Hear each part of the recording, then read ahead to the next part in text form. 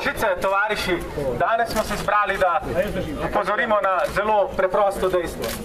Vse od leta 2008 naprej nam vlade obljubljajo, da bodo prenehale s tajkunskimi posli, zdaj pa so nam praktično 14 dni pred državnozborskimi volitvami priskrbile največji tajkunski posel v zgodovini drugega vala privatizacije. Prodaja Mercatorja Agrokorju je katastrofalna napaka.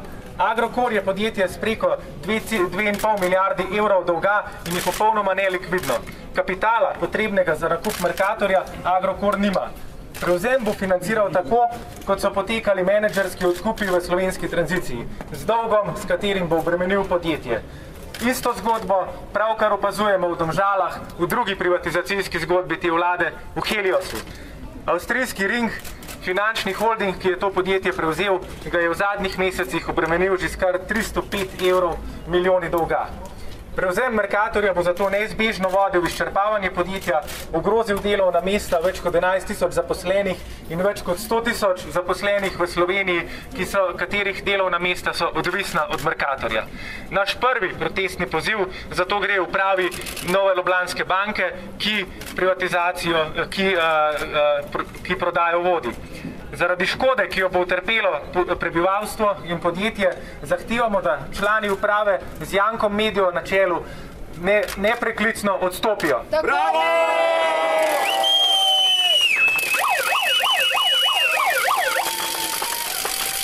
Pri prodaji Mercatorja pa nikakor ne moremo mimo vloge, ki jo je pri njej igrala vlada v odhajanju. Skozi celoten mandat so vse koalicijske partnerice zagovarjale obsežno privatizacijo. Spomnimo se izredne seje Državnega zbora pred enim letom, 21. junija 2013, ko je vlada potrdila prodajo Heliosa in 14 drugih podjetij, med njimi Telekoma, Aerodroma in Elana. In to kljub nasprotovanju sindikatov in kljub upravičenim kritikam številnih ekonomistov. Danes, leto zatem, pa sta usodi privatiziranih Heliosa in Mercatorja sramotno izrabljeni v kampanji glavnih pobudnikov privatizacije. Vse koalicijske stranke, od Pozitivne Slovenije, Desusa, Socialnih demokratov, bi se naenkrat rade umile roke. Pred enim letom so tako rekoč soglasno potrdili privatizacijo Heliosa in Mercatorja, zdaj pa, tik pred volitvami, nasprotujejo in dvigujejo roke, češ, nič ne moramo preprečiti. Naš drugi protestni poziv, zato gre vladi v odhajanju. Dovolj imamo sprenevedanja in obljub s figo v žepu. Naj svoj slogan, dejanja, vsaj za trenutek prestavijo iz volilnih plakatov v prakso. Naj obljube o dejanjih pokažejo tukaj in zdaj, ko je potrebno zaščititi slovenske kmete in domačo predelovalno industrijo. Naj preprečijo prodajo Mercatorja in nemudoma ustavijo katastrofalno privatizacijsko zgodbo.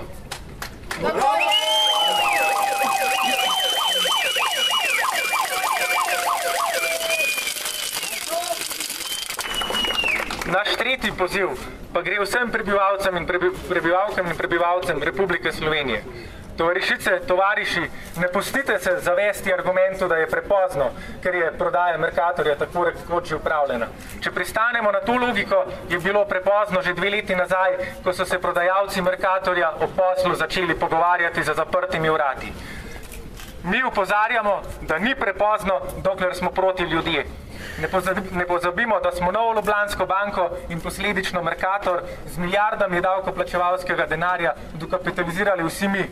Zato je najmanj, kar nam pripada, pravica do soodločanja. Pokažimo našim oblastnikom, da 3. člen ustave v Sloveniji še velja.